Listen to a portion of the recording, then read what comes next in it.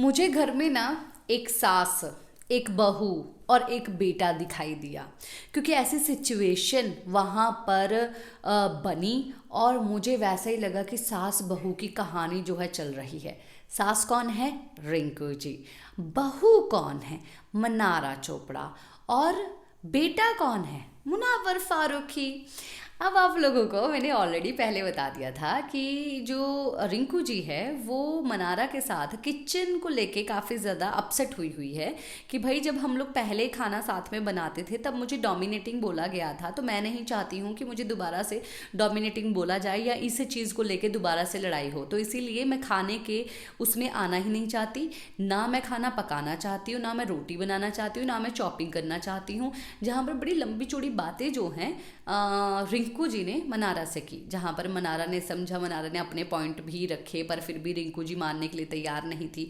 होता है ना कि पूरा दिन सास जो है बहू के साथ रहती है और काफ़ी सारी बातें करती है, और जब शाम को बेटा घर पे आता है तब बेटे के पास बैठ के पूरे दिन की बातें जो बहू ने बोली होती है वो बेटे को बताती है। पता है ऐसा हुआ वैसा हुआ, और एक्चुअली में बहू भी बताती है कि आपकी माँ जी ने ऐसा बोला वैसा बोला, ये भी सब चीज़ें होती हैं।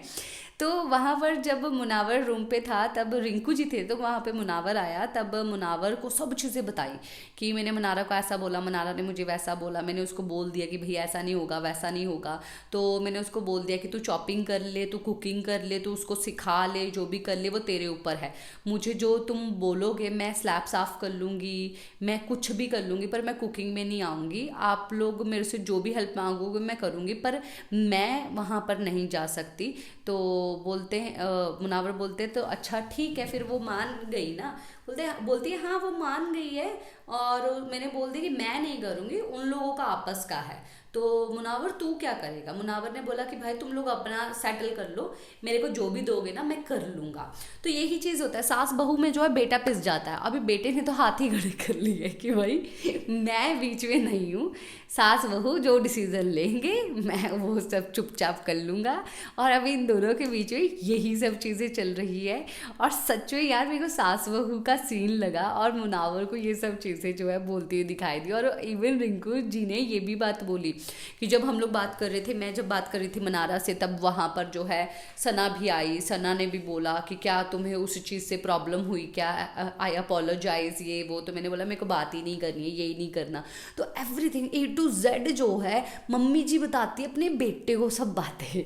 आप लोग को पता है मुझे रिंकू अच्छी लगती है, बट ये चीज़ में मैं उनकी बुराई नहीं कर रही हूँ, बट एक्चुअली में ऐसा ही मुझे सीन लगा कि वही सास बहू और बेटा पिसा नहीं, उसने अपना दिमाग लगा के इन दोनों के बीच में से अपने आप को निकाल लिया। इसी के साथ मैं लेती हूँ इजाज़त। नमस्कार।